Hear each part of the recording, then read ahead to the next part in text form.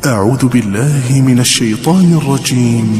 بسم الله الرحمن الرحيم. بسم الله. السلام عليكم ورحمة الله وبركاته. الحمد لله بنعمته تتم الصالحات. Kita memuji Allah Subhanahu wa taala dengan selalu mensyukuri segala nikmatnya. Kita ucapkan alhamdulillah dalam setiap hal yang telah Allah mudahkan, yang telah Allah lancarkan, dalam segala hal yang sudah kita rencanakan. Karena sejatinya sesuatu tidak akan bisa tercapai, rencana seorang hamba tidak akan bisa terwujud kecuali atas bantuan dan dasar nikmat dari Allah Subhanahu wa taala. Alhamdulillahirabbil alamin. Allah Subhanahu wa taala berfirman, "La in syakartum la azidannakum." Seandainya kalian bersyukur, maka niscaya akan aku tambahkan kepada kalian rezeki kalian. Maka salah satu ucapan atau ungkapan syukur yang paling utama dan selalu diajarkan oleh Rasulullah adalah ucapan alhamdulillahirabbil alamin. Usalli wa usallim wa zid wa barik wa an'im ala sayyidina wa maulana Muhammadin wa ala alihi wa ashabihi wa man tabi'ahum bi ihsanin ila yaumiddin. Amma ba'd. Salawat serta salam kita curahkan kepada baginda kita, penutup para nabi, penutup risalah agama Islam, dan tiada nabi yang berhak kita akui dan kita imani kecuali Nabi Muhammad sallallahu alaihi wasallam, yang dengan diutusnya beliau maka telah sempurnalah agama Islam. Apa-apa yang dikira baik oleh manusia dan tidak diajarkan oleh Nabi sallallahu alaihi wasallam, maka itu adalah sebuah kesesatan. Maka yang mengikuti kesesatan jalannya hanyalah sebuah dosa, dan orang yang bertumpuk dengan dosa maka kembalinya adalah neraka. Keselamatan pula kepada para keluarganya, kepada para sahabatnya, kemudian para mengikutinya hingga akhir zaman kelak. Amin ya rabbal alamin. Jamaah Masjid Al-Khair yang dirahmati oleh Allah Subhanahu wa taala, semoga kita selalu berada dalam kebaikan Allah Subhanahu wa taala. Alhamdulillah, kalau kita perhatikan sedikit apa yang ada di sekitar kita, ya, dengan berjalannya waktu, alhamdulillah, ya, masjidnya makin naik, ya. Yang dulu anginnya sepoi-sepoi sekarang tertutup dari luar, ya. Ibu-ibu jadi bisa nyender semua di belakang, alhamdulillah, ya. Ini sebuah apa? Nikmat dari Allah Subhanahu wa taala yang perlu disyukuri agar selalu ditambah dan diberi keberkahan oleh Allah. Dan tentu yang paling utama yang perlu kita syukuri adalah kesehatan kita serta keimanan yang Allah berikan kepada kita, sehingga Allah masih mudahkan kita untuk belajar. Allah masih mudahkan kita untuk terus menambah keimanan. Dan alhamdulillah juga karena mungkin kita sudah dijauhkan dari dosa-dosa ataupun dari nafsu-nafsu yang mengajak kita kepada perbuatan dosa. Jamaah rahimani wa rahimakumullah, pada malam hari ini kita insyaallah akan melanjutkan materi kita terkait kedudukan akhlak mulia dalam Islam. Kenapa kita perlu mengetahui terkait kedudukan akhlak mulia ini? Ya, supaya kita lebih semangat, kita tahu apa yang akan kita dapatkan. Lalu kenapa kita harus berusaha berakhlak mulia? Dan tentu akhlak itu bukanlah sesuatu yang mudah untuk langsung dirubah. Sering kita contohkan bahwa terkadang seseorang itu tumbuh di lingkungan yang waliyadzubillah, ya, atau qadarullah, mungkin dia tumbuh di lingkungan yang kurang baik. Ada orang yang tumbuh di lingkungan yang sangat baik dan dia sudah tertanam dari kecil akhlaknya, atau bagaimana pendidikan dari orang tuanya, sehingga ketika tumbuh besar dia tumbuh dengan akhlak yang sudah diajarkan semenjak dia kecil. Sehingga ketika kita mengetahui dan mempelajari akhlak, tentu kita berusaha dan berkeinginan kuat untuk memiliki akhlak tersebut. Kita terus mencoba, walaupun mungkin akhirnya nanti 1-2 kali kita akan masih terjerumus ke dalam akhlak-akhlak yang buruk. Tapi setidaknya kita berusaha dan berkeinginan kuat untuk apa? Mempunyai akhlak yang baik. Dan tadi kita bilang bahwa akhlak itu bukan pembelajaran yang sebentar. Ya. Para ulama sering mengatakan, atau salah satu ulama mengatakan, ya kita menuntut ilmu, ya, atau kita belajar adab, belajar akhlak, belajar memuliakan ilmu, belajar memuliakan para masyayikh itu selama 30 tahun. Ya. Beliau mempelajari bagaimana adab-adabnya agar ilmu yang akan dia dapatkan itu bisa menjadi berkah dan diamalkan. Caranya bagaimana? Dengan mempelajari adabnya terlebih dahulu. Dan segala sesuatu yang dibawa oleh Nabi Muhammad itu semuanya adalah berkaitan tentang apa? Perbaikan akhlak. Baik itu akhlak kepada Sang Pencipta kita, Rabbul Alamin, yang tiada sekutu baginya. Sehingga dalam peribadatan Allah tidak butuh yang namanya apa? Perantara. Tidak butuh ada yang namanya Tuhan kedua. Tidak butuh yang namanya adanya berhala-berhala atau patung-patung yang digunakan perantara antara diri seorang hamba dengan Allah Subhanahu wa taala. Itu adalah akhlak yang paling utama yang ingin dibenarkan Rasulullah, yaitu bagaimana cara seorang hamba mentauhidkan Allah Subhanahu wa taala. Kemudian bagaimana pula ya yang dibenarkan oleh Rasulullah dan diajarkan agar menghilangkan sifat-sifat kaum jahiliyah, di mana mereka suka membunuh anak-anak, mereka suka berperang, mereka suka mencaci maki, mereka suka memutus tali silaturahim. Dan ini semua sifat-sifat orang jahiliyah. Dan Rasulullah datang untuk menghilangkan semua sifat ini, untuk dibenarkan, untuk diperbaiki. Sehingga Islam datang memang untuk rahmat lil alamin, untuk kebaikan untuk semua umat. Jemaah rahimani wa rahimakumullah.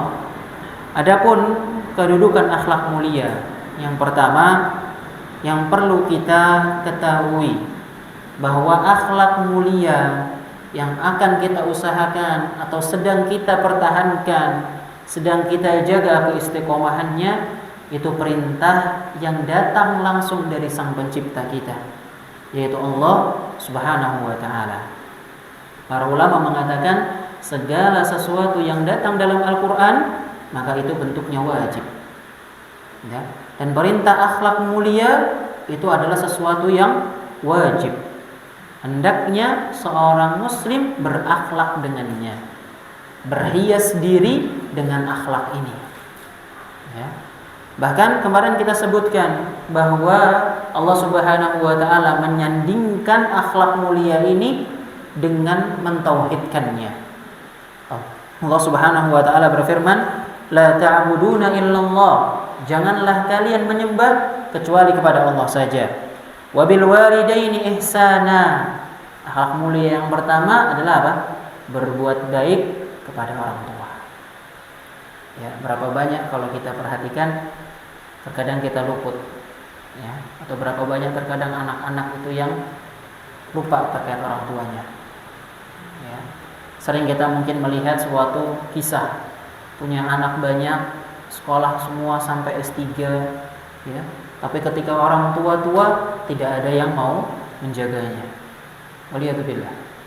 Ya, bahkan Allah langsung menyandingkan bakti kepada orang tua itu setelah beribadah kepada Allah. Ya. Dan ini juga menunjukkan apa? Bahwa perintah Allah Subhanahu wa taala itu di atas perintah orang tua. Jadi kalau ada orang tua yang memerintahkan kita berbuat maksiat, berbuat dosa, kita boleh menolak. Kenapa? Karena Allah melarangnya. Ya. Pernah suatu ketika di zaman para sahabat itu, ada seorang sahabat di awal keislaman, dia taat sekali dengan ibunya. Dia di masa jahiliyah ini masih. Dia sangat taat kepada ibunya. Bahkan dia terkenal sebagai anak yang sangat berbakti kepada ibunya. Kemudian ternyata anak ini masuk Islam. Dia menjadi seorang sahabat, dia masuk Islam dan baik keislamannya. Dia sengaja menutupi keimanannya dari ibunya karena takut membuat ibunya sedih, karena saat itu belum tahu Islam. Tapi bagaimana? Kemudian suatu saat ibunya tahu Ternyata anaknya sudah masuk Islam. Ibunya mengatakan kepada anaknya, demi Allah, aku tidak akan makan sampai engkau kembali ke ajaran bapakmu, yaitu kembali menyembah berhala. Kata anaknya bagaimana? Ya, aku tidak akan pernah kembali lagi menyembah berhala, dan aku hanya menyembah Allah. Ibunya mengatakan lagi, kalau begitu aku benar-benar tidak akan makan sampai aku mati, sehingga orang-orang akan mengatakan bahwa engkau telah membunuh ibumu sendiri. Dia seorang yang apa? Terkenal dengan birrul walidainnya. Tapi ibunya sendiri sampai apa? Mengancam hal seperti ini. Berlewat pagi, ibunya tidak makan, tidak minum, lemes sudah. Masuk siang makin lemes. Masuk waktu malam makin lemes, nggak karuan, sudah menggigil karena nggak makan seharian dan nggak minum. Ya, ibunya merasa apa? Ini sudah mau dekat ajal ini. Kalau tidak makan dekat ajal, kalau tidak makan mati ini beneran. Bagaimana? Ibunya manggil anaknya lagi. Nah, sudah demi Allah, ibu sudah tidak kuat. Dan benar saja kalau engkau tidak kembali saat ini, mungkin engkau akan dapati aku mati. Dan tahu apa yang dikatakan sahabat ini? Ketika mendengar ibunya seperti itu, dia tahu bahwa apa? Keimanannya adalah yang paling utama. Akhlaknya yang bagus kepada Allah, dia mendahulukan perintah Allah. Ketika ibunya berbicara seperti itu, apa? Anak ini mengatakan, membisikkan di samping ibunya, wahai ibu, demi Allah, seandainya engkau punya 100 nyawa yang engkau gunakan demi aku kembali ke ajaran bapakku, yaitu menyembah berhala, demi Allah aku tidak akan pernah kembali, dan aku tetap akan menyembah Allah. Ya. Ngelihat apa? Ibunya ngelihat anaknya seperti ini, akhirnya gimana? Wah, bahaya. Ya, bahaya ini. Anak saya sudah apa? Benar-benar keimanannya bagus. Langsung gimana? Manggil pembantunya, tolong ambilkan saya makan, ambilkan saya minum. Ayo sini, bawa sini segera. Akhirnya apa? Makan dan minum. Tidak jadi mati. Akhirnya ikhlas, anaknya masuk Islam. Wallahu a'lam apakah ibunya menyusul Islamnya atau tidak. Anda belum dapatkan ceritanya. Nah, jamaah rahimani wa rahimakumullah. Tentu di sini yang perlu kita perhatikan utama adalah akhlak kita kepada Allah. Kita mengutamakan akhlaknya kepada orang tua dulu, kepada Allah dahulu, baru setelah itu kepada orang tua kita. Untuk ibu-ibu, mbak-mbak, ya, atau seorang istri, kemana? Ke suaminya. Dari Allah, suaminya, baru mungkin ke orang tuanya. Ya. Karena surga dan nerakanya seorang istri itu ada di suami.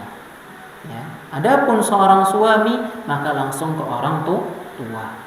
Seorang laki-laki sampai kapanpun surganya tidak akan berpindah. Kemudian Allah melanjutkan, wadil kurba, dan berbuat baiklah kamu pula kepada saudara-saudaramu. Ya. Kita punya saudara banyak, ya, bahkan kita semua saudara semuslim. Ya. Kita diperintahkan berbuat baik, jangan sampai menyakiti. Ada orang yang membutuhkan, dibantu. Wal yatama, kemudian anak-anak yatim. Rasulullah mengatakan terkait mereka yatim adalah apa? Ana wa kafirul yatim kahatain. Ya, aku dengan orang yang mengasuh anak-anak yatim itu seperti ini di surga. Artinya apa? Dekat sekali dengan Rasulullah nantinya. Ya, jadi kita yang diberikan harta, kemampuan, ya, kita omong anak yatim. Ya, karena mereka membutuhkan sekali. Wal masakin, dan orang-orang yang miskin. Wa qulu lin-nasi husna, dan berkatalah atau bertutur katalah yang baik kepada sesama kalian atau kepada sesama manusia. Ya, bahkan hal ini juga, ya, wa qulu lin-nasi husna itu kepada muslim ataupun kepada orang kafir. Semuanya. Mau itu orang yang kita benci atau itu yang tidak. Mau dia yang menyekutukan Allah atau tidak, kita tetap bertutur kata baik. Kenapa? Karena Allah Subhanahu wa taala mengatakan atau memerintahkan Musa dan Harun, ya, dalam perihal siapa? Fir'aun. Ya, Allah mengatakan di mana? Faqula lahu qawlan layyina la'allahu yatadhakkar aw yakhsha. Ya, wahai Musa dan Harun, berkatalah engkau kepada Fir'aun, atau sampaikanlah agama ini kepada Fir'aun dengan tutur kata yang lembut, ya, yang semoga dengannya dia akan mengingat dan takut kepada Allah Subhanahu wa taala. Ya. Dan tentu kita semua tidak lebih baik daripada siapa? Musa dan Harun. Dan seburuk-buruknya manusia, insya Allah tidak ada yang seburuk Fir'aun. Ya. Bahkan apa? Seandainya saja Fir'aun itu masih hidup, ya. Ibnu Abbas mengatakan, seandainya Fir'aun itu masih hidup, kemudian dia mendoakan kepadaku, jazakumullahu khairan, ya, semoga kebaikan Allah terlimpah kepadamu, maka aku akan mengatakan wa alaika ya Fir'aun, dan untukmu juga ya Fir'aun. Kenapa? Ya, karena kita diperintahkan untuk berbuat baik kepada semua manusia. Bahkan baik ini pula kepada semua ciptaan Allah Subhanahu wa taala. Kita lihat hewan, ya. Kalau kelaparan kita berikan makan. Kita punya, ya. Jangan ketika lihat semut dikejar, ditepok, ya. Tapi kalau lihat nyamuk barulah ditepok kalau sudah apa? Menggigit, ya, karena mengganggu. Ya. Atau mungkin apa? Melihat binatang-binatang yang mungkin kita nggak suka, padahal nggak mengganggu kita. Kita kejar mati-matian, ya. Lihat tikus lewat dikejar rame-rame, ya. Insya Allah sekali. Ini kan menakuti tikus, ya. Kita nggak boleh selagi hewan tersebut tidak mengganggu kita. Tumbuhan pun juga seperti itu. Terkadang kita semangat untuk menghias rumah, ternyata apa? Ketika sudah bertumpuk, nah, cuma dipandangi saja, nggak dipupuk, nggak disiram, dilihatin saja. Mati dibuang, ganti lagi, ya. Ini tidak boleh, ya. Seandainya tanaman bisa berbicara, mungkin akan apa? Marah sama kita, ya. Apalagi kalau ceritakan seperti apa? Halnya rumput-rumput yang semisal itu, yang kadang kita jalan sengaja kita injak-injak dan semisalnya, ya. Maka apa? Untuk semua hal tersebut, maka hendaklah kita berbuat baik, karena semua mereka adalah makhluk Allah Subhanahu wa taala. Nah, jemaah rahimani wa rahimakumullah, ya. Kemudian di antara bentuk yang paling mulia yang diperintahkan oleh Allah Subhanahu wa taala adalah ketika kita disakiti, ketika kita dihina, ketika kita dicaci maki. Maka apa? Janganlah kita membalas, ya, sesuatu yang buruk dengan sesuatu yang buruk juga. Allah Subhanahu wa taala mengatakan, "Wala tastawil hasanatu walas sayyi'ah." Tidaklah sama derajat orang yang melakukan kebaikan dengan orang yang melakukan keburukan. Idfa billati hiya ahsan. Balaslah orang itu dengan apa? Sesuatu yang baik. Fa idzal ladzi bainaka wa bainahu adawa ka'annahu waliyyun hamim. Karena seandainya jika ada permusuhan antara engkau dan diri mereka, niscaya apa? Itu dengan balasan yang baik kalian akan menjadi dekat. Kalian akan menjadi teman karib, ya. Bagaimana dahulu Rasulullah itu apa? Sering disiksa, sering diejek, sering diganggu oleh kaum musyrikin. Tapi akhlak beliau yang bagus, ya. Beliau sabar, bahkan beliau mendoakan mereka, ya. Kemudian ketika beliau masuk Islam, apakah Rasulullah membenci mereka? Enggak, ya. Bahkan apa? Ada seorang sahabat yang sangat membenci Rasulullah, bahkan ingin membunuh Rasulullah. Tapi sekarang ternyata apa? Beliau dikuburkan di samping makamnya Rasulullah. Siapa tersebut? Siapa sahabat tersebut? Ada yang tahu enggak? Seorang sahabat yang sangat ingin membunuh Rasulullah, ya. Bahkan sudah benar-benar ingin membunuh. Dia keluar dari rumahnya sudah membawa apa? Pedang, dan ingin menuju rumahnya Rasulullah untuk membunuhnya, dan benar-benar sudah membulatkan tekad untuk membunuhnya. Tapi ternyata apa? Dia menjadi orang yang paling dekat dengan Rasulullah, bahkan dikuburkan di samping Rasulullah. Siapa sahabat tersebut? Abu Bakar? Bukan. Umar ibn al-Khattab, ya. Umar ibn al-Khattab itu dikisahkan kalau apa? Sudah mengeluarkan pedang dari sarungnya. Kalau enggak dia yang mati, kalau enggak pasti ada orang yang mati, ya. Tapi apa? Ternyata setelah beliau mengeluarkan pedangnya tersebut, ya, beliau dicegat oleh seorang sahabat. Diberitahu bahwa adiknya sudah masuk Islam. Sampai akhirnya terjadi bagaimana keislaman beliau datang kepada Rasulullah. Ya. Kemudian apa? Langsung jatuh tersungkur dan mengucapkan syahadat. Dan bagus keislamannya. Mungkin kalau kita dibilang sama Umar itu ya, kita jauh sekali di atas mereka, di atas Umar. Ya. Umar itu sangat terlalu apa? Baru masuk Islam, tapi imannya itu apa? Masya Allah, sangat kuat sekali. Sampai-sampai dikisahkan bagaimana Umar ketika masuk Islam, setelah mengucapkan syahadat, baru apa? Minta ke Rasulullah, ya Allah, ya Rasulullah, jelaskan kepada saya tentang Islam. Dijelaskan, kemudian mengatakan gimana? Ya Rasulullah, alasna alal haq, bukankah kita berada di atas kebenaran? Tentu ya Umar. Umar pergi, datang kepada sahabat kaum muslimin. Wahai kaum muslimin, siapa orang dari kaum Quraisy yang paling suka mengganggu kalian, yang paling suka menghardik kalian, menyiksa kalian selain aku? Ya, beliau bahkan mengaku, selain aku, siapa? Beliau mengatakan Abu Jahal. Ya, langsung Umar apa? Buka pintu keluar. Datang ke rumahnya Abu Jahal. Ketok-ketok. Ya Abul Hakam, keluar. Abu Jahal keluar. Ketika keluar bagaimana? Abu Jahal mengatakan, ahlan, selamat datang kecintaanku. Apa yang membawamu ke sini ya Umar? Apa kata Umar? Ya Abu Jahal, asyhadu an la ilaha illallah wa asyhadu anna Muhammadar Rasulullah. Langsung banting pintu Abu Jahal. Ya. Kemudian apa? Balik lagi ke tempat kaum muslimin. Ditanya lagi, wahai kaum muslimin, siapa penduduk Quraisy yang paling suka menyebarkan hoax? Siapa yang suka menyebarkan fitnah? Dikatakan Jamil ibn siapa? Anda lupa namanya. Di mana dia? Ya, dia biasanya berdiri di samping Ka'bah. Ya, jadi Jamil ini setiap mendengar suatu berita, dia langsung apa? Teriak. Fulan seperti ini, fulan seperti ini. Ya, dulu nggak ada sosial media. Tapi seakan-akan Jamil ini adalah seorang sosial media tadi. Sukanya menyebarkan aib orang. Ini hobinya aja Jamil. Ya, namanya bagus padahal Jamil. Tapi akhlaknya sayyi, ya. Nah, kemudian apa? Umar baru sampai ke hadapan Jamil. Kemudian dikatakan, "Ya Jamil, asyhadu an la ilaha illallah." Belum selesai ngomong asyhadu alla, dia langsung naik ke atas apa? Ke atas Ka'bah, kemudian apa? Teriak. Umar murtad, Umar murtad. Ya, akhirnya semua orang kumpul. Ya. Semua orang kumpul. Kemudian apa? Umar ini akhirnya mengatakan gimana? Ya jamaah, mereka bertanya, wahai Umar, apa kamu murtad? Apa kamu meninggalkan agama nenek moyangmu? Ya.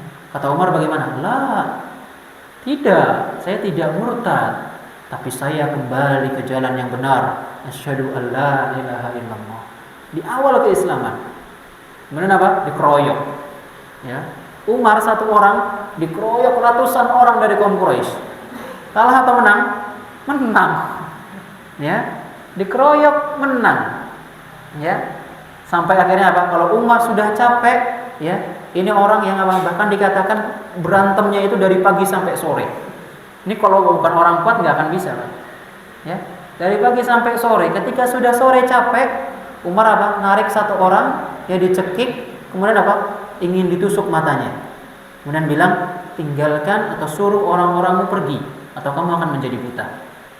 Langsung bagaimana? Tinggalkan, sudah selesai. Umar sudah capek, pulang. Besoknya datang lagi ke Ka'bah. Asyhadu an la ilaha illallah. Ya, digubukin lagi. Sudah capek, ya gitu lagi. Tarik satu orang leher lagi, pengen dibunuh lagi. Berhenti. Besoknya datang lagi. Sampai hari keempat Umar apa? Datang ke Ka'bah. Asyhadu an la ilaha illallah. Orang sudah enggak ada yang mau melawan.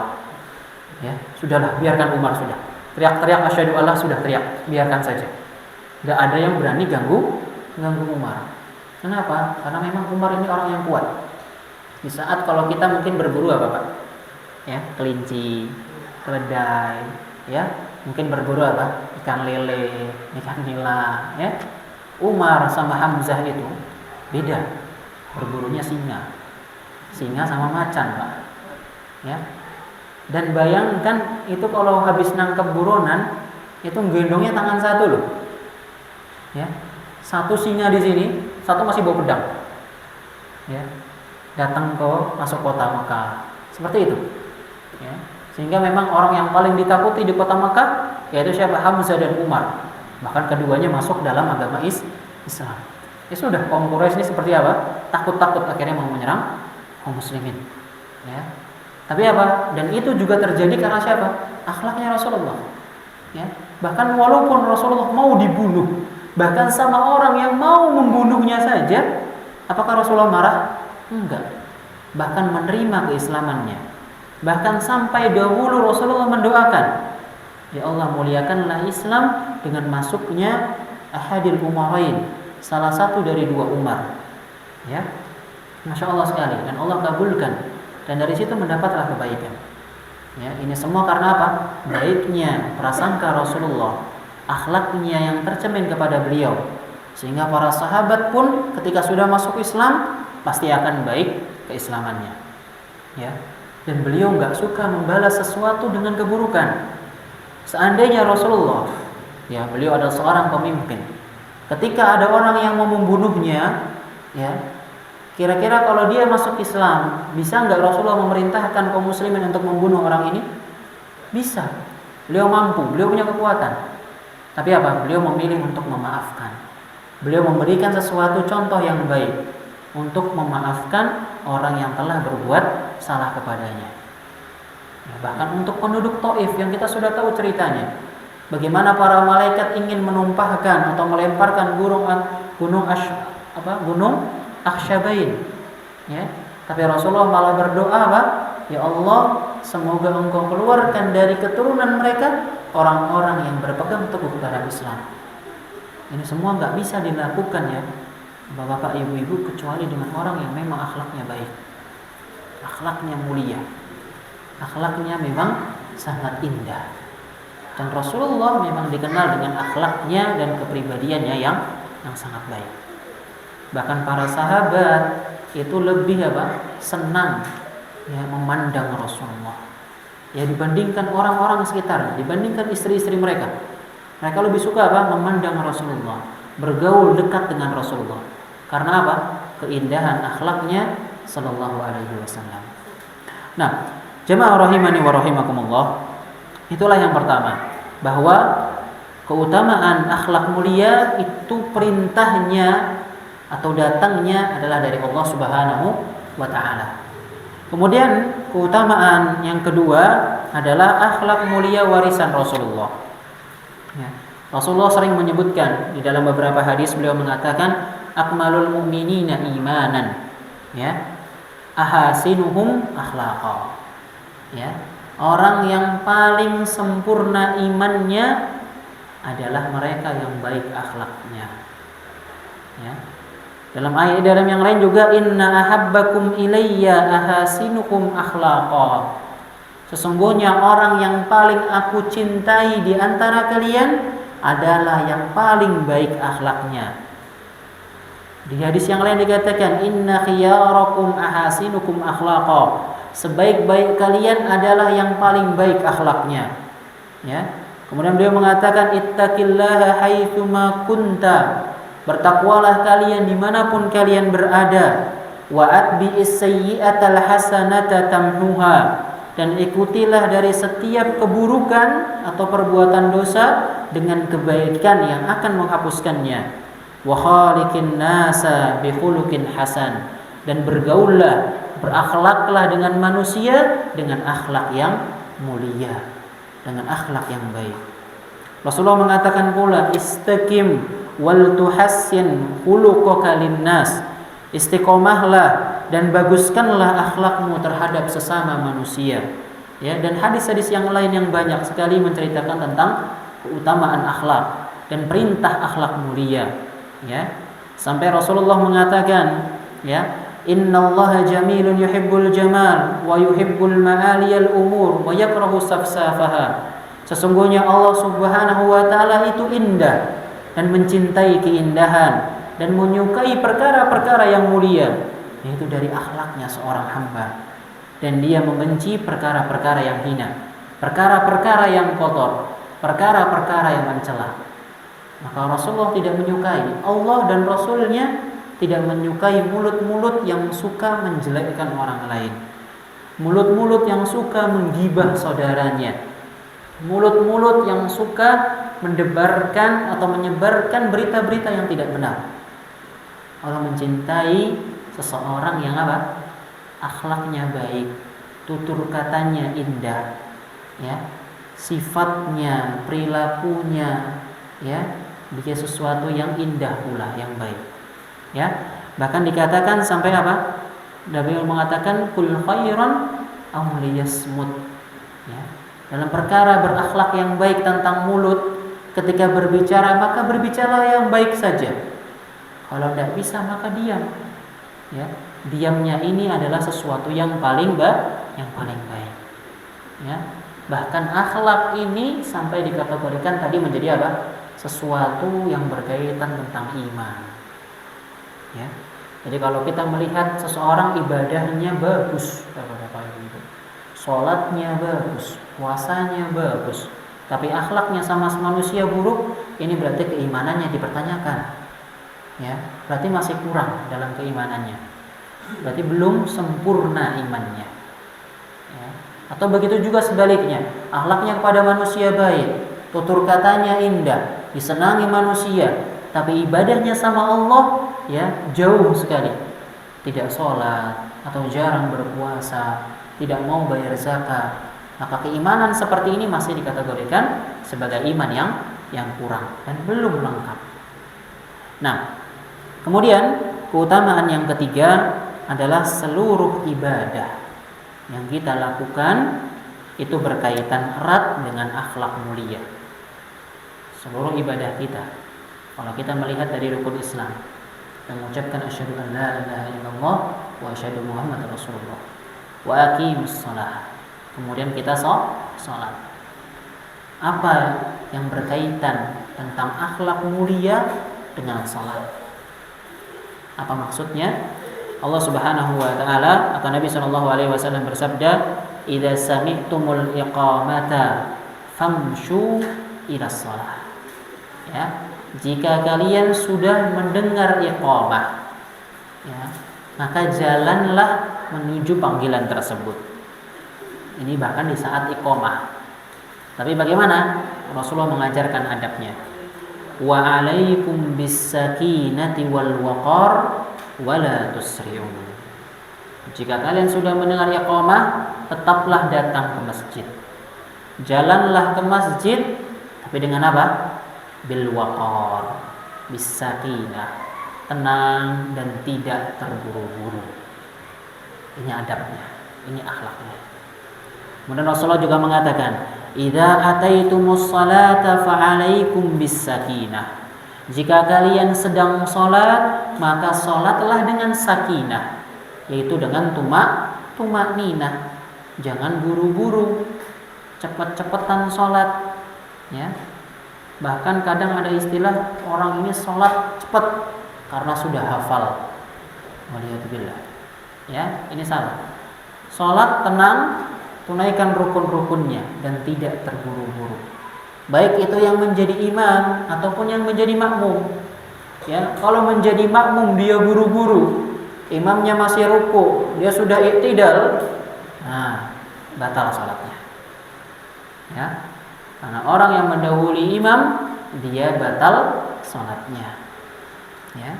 Kemudian yang datang terakhir, jangan mengencangkan takbirnya, ya. Anda pernah menyaksikan suatu video yang ini sangat memprihatinkan sebenarnya. Kenapa? Imamnya sudah tua, bacaannya pelan. Saat itu posisi imamnya sedang ruku, semua jamaah ruku. Ada jamaah yang masbuk atau yang telat, kemudian dia mengencangkan takbirnya, Allahu Akbar, ya. Imamnya masih ruku, jamaahnya sudah bangun i'tidal. Ketika imamnya sami'allahu liman hamidah, makmumnya sujud, ya. Imamnya padahal baru i'tidal, sehingga saling tengok kanan, saling tengok kiri semuanya, dan ini sudah batal, ya. Maka perhatikan dalam perkara salat, tetap tenang, ya, kemudian tumak-ninah, jangan terburu-buru. Bahkan Rasulullah mengkaitkan akhlak ini dengan ibadah salat kita. Kemudian yang lain pula adalah dalam perihal puasa. Ya. Bagaimana Allah Subhanahu wa taala, Rasul sallallahu alaihi wasallam mengatakan, "As-siyamu junnatun." Sesungguhnya puasa itu perisai. Fala yarfus wala yajhal. Maka apabila seorang itu berpuasa, janganlah ia berkata kotor. Ya, ini akhlak atau bukan? Akhlak. Janganlah ketika berpuasa dia berkata kotor. Wala yajhal, dan bersikap bodoh. Pura-pura enggak tahu. Umur-umur pura-pura ketelen. Ya, alhamdulillah. Mandi pura-pura apa? Nah, minum airnya. Bilangnya enggak sengaja ketelan, padahal sengaja ditelan. Pura-pura bodoh. Atau pura-pura lupa. Ya. Datang bulan puasa, pertengahan hari haus. Pura-pura buka kulkas. Minum. Pas ketahuan, bujur muka. Ya, seakan-akan apa? Dia enggak batal. Pura-pura apa? Pura-pura bodoh, pura-pura kalau dia enggak batal puasa. Ya, ini diharamkan dalam puasa dan tidak diizinkan. Wa in imru'un qatalahu aw syatamahu, dan jika ada seseorang yang ingin membunuhnya, bahkan ingin mengejeknya atau menjelek-jelekannya, falyakul inni shaimun, inni shaimun. Katakan aku sedang berpuasa, aku sedang berpuasa. Menjadi sebuah perisai. Apa? Dalam mengatakan sesuatu yang buruk, katakan saya sedang puasa. Ya. Ketika ada orang yang ingin mengganggu kita, kita sabar, katakan kalau saya sedang puasa. Tapi bukan berarti ketika sudah selesai puasanya mulai ribut lagi. Jangan. Dengar azan langsung ribut lagi, enggak. Ya, itu juga bukan termasuk akhlak. Ya. Kemudian Rasulullah mengatakan dalam hadis yang lain, "Man lam yada' qaula zur wal 'amala bih, falaysa lillahi hajatun fi ayyada' ta'amahu wa syarabah." Barang siapa yang berpuasa dan dia tidak meninggalkan perkataan dusta, puasanya masih dibarengi dengan kedustaan, masih dibarengi dengan perbuatan tercela, maka Allah tidak akan menilai puasanya sama sekali. Ya. Jadi apa? Dalam berpuasa saja kita masih apa? Diperhatikan perihal akhlaknya. Ya. Semua ibadah kita ada akhlaknya. Ini bukan ibadah yang sangat penting sekali. Puasa, sholat. Ya. Kemudian dalam hal yang lain, haji. Allah Subhanahu wa taala mengatakan, "Faman farada fihinnal hajja fala rafasa wala fusuqa wala jidala fil hajj." Ya. Barang siapa dari kalian yang melaksanakan haji, maka fala rafas, janganlah berkata yang buruk, wala fusuq, dan juga jangan berbuat kemaksiatan, jangan bertengkar, walal jidal, ataupun saling berdebat. Ini tentang akhlak semua. Berbohong, bertutur kata baik, ya. Kemudian apa? Tidak bermaksiat, ya. Kemudian tidak berantem, tidak saling berdebat, saling ayal-ayalan, tidak. Ya, jangan sampai seseorang ketika berhaji seperti itu. Wa ma taf'alu min khairi ya'lamuhullah. Karena apa saja yang kita lakukan, Allah itu tahu. Ya, ini ibadah yang besar semua. Ya, salat, puasa, haji. Itu semua berkaitan tentang apa? Akhlak lagi. Ya, dalam ibadah. Itulah termasuk keutamaan akhlak. Dan masih banyak lagi sebenarnya jamaah ya. Adapun yang kemudian yang terakhir ya, terkait dari keutamaan akhlak adalah ini adalah kunci suksesnya dalam dakwah.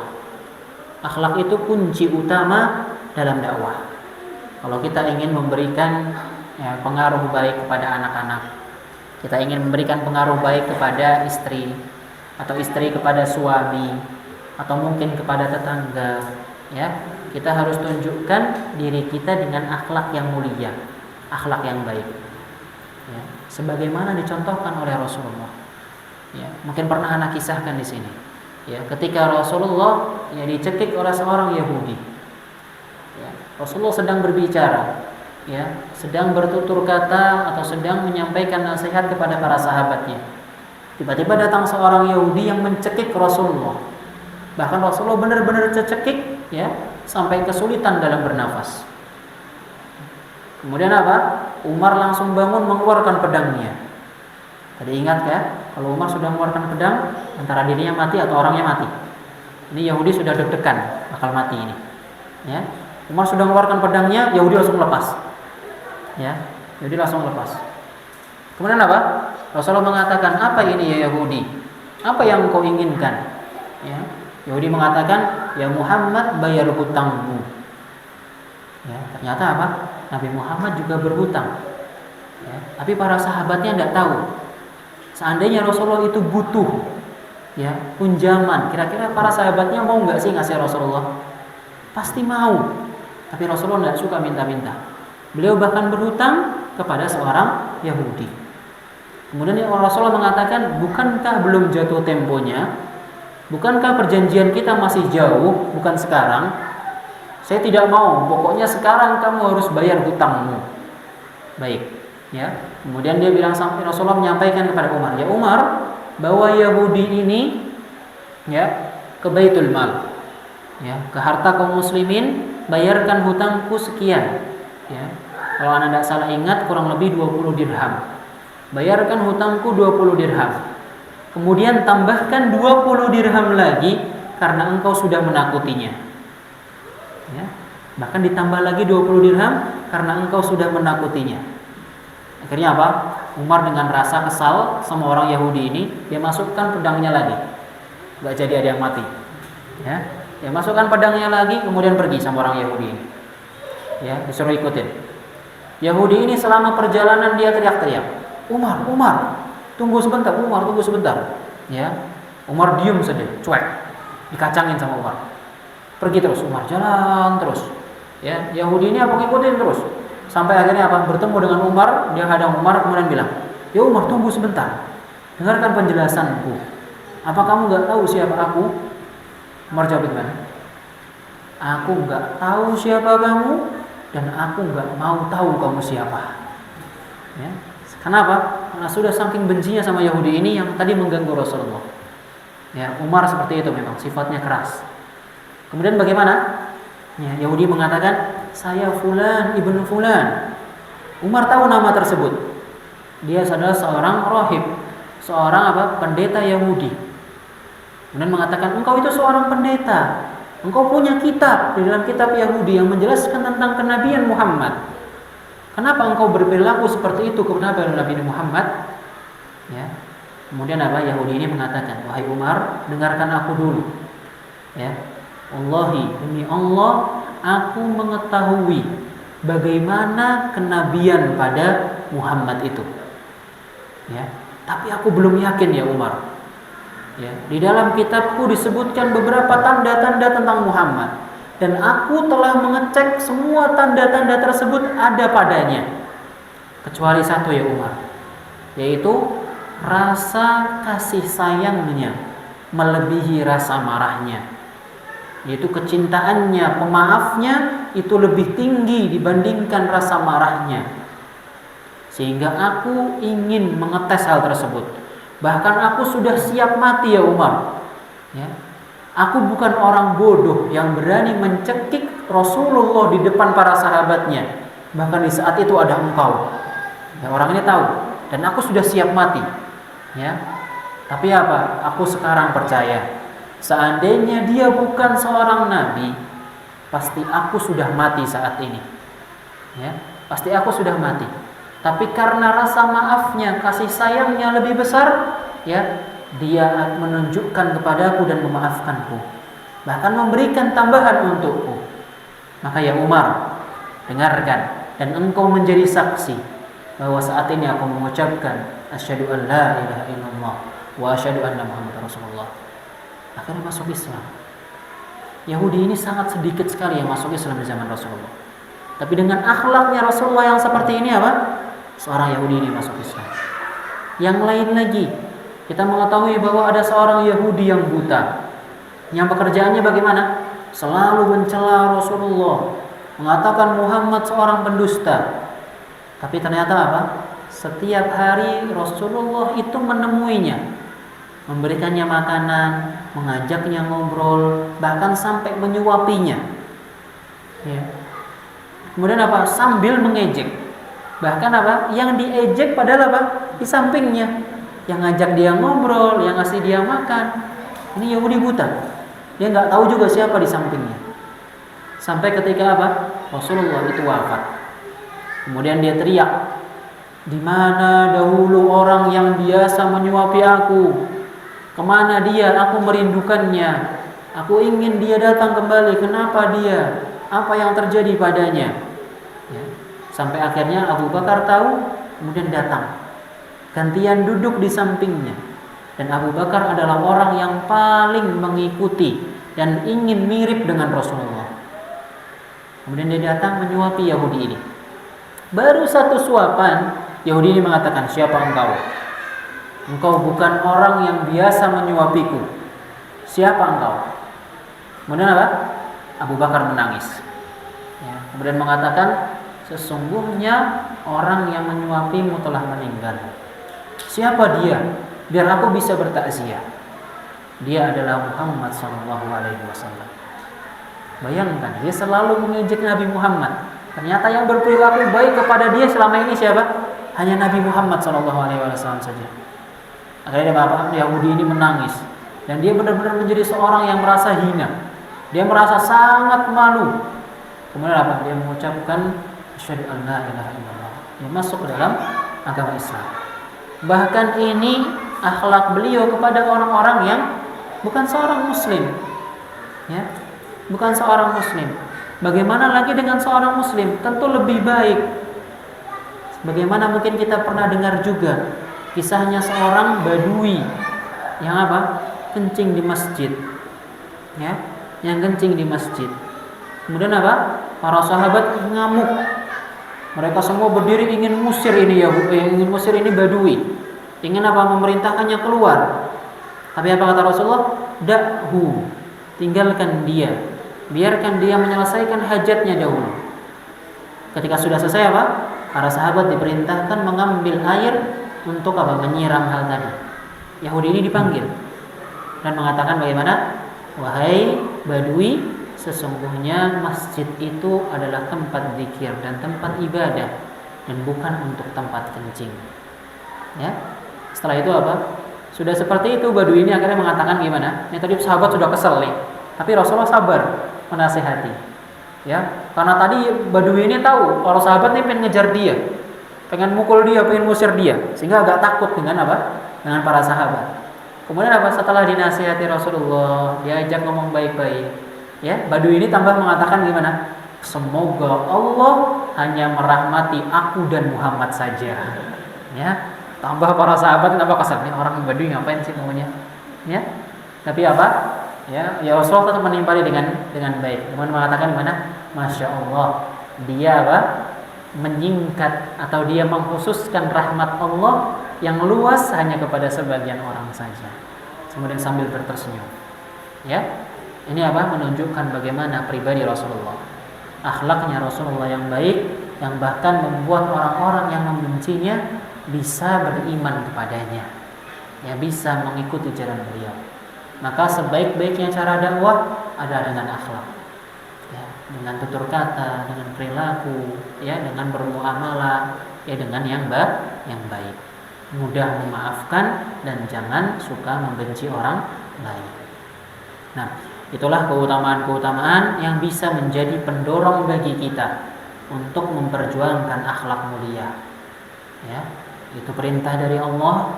Keutamaannya sangat banyak yang disebutkan oleh Rasulullah, dan segala ibadah kita berkaitan tentang akhlak, serta itu jalan terbaik dalam mensukseskan dakwah kepada orang-orang yang kita cintai. Nah, sampai sini insyaallah pembahasan kita.